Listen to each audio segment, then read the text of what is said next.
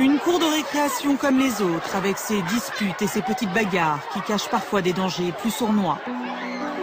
Dans toutes les écoles de France, des élèves sont martyrisés tous les jours par leurs camarades. Ils sont victimes de harcèlement collectif.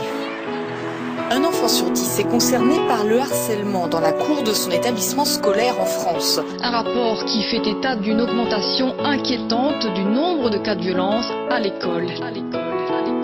Petite Émilie, 6 ans et demi, est l'unique fille d'une famille reconstruite. Une mère pour qui elle est toute sa vie, et un beau-père qui l'aime comme si elle était de lui. Si gentille, si belle, des yeux qu'on sorcelle. Pour toute sa mère, elle en était la prunelle. Elle ne pouvait pas vivre l'une sans elle. Leur relation était devenue plus que fusionnelle.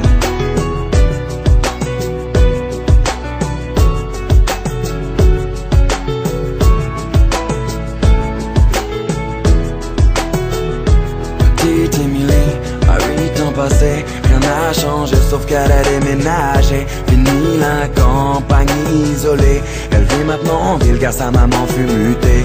Une nouvelle école, de nouveaux amis, elle ne mit pas longtemps à s'adapter à cette vie.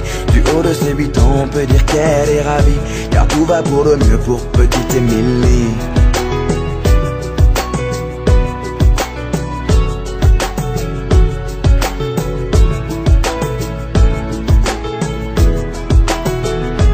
Petite Émilie, à 10 ans, était devenue une petite fille comblée. On peut dire que l'école lui plaisait. Bonne élève pour maman, elle en était une fierté.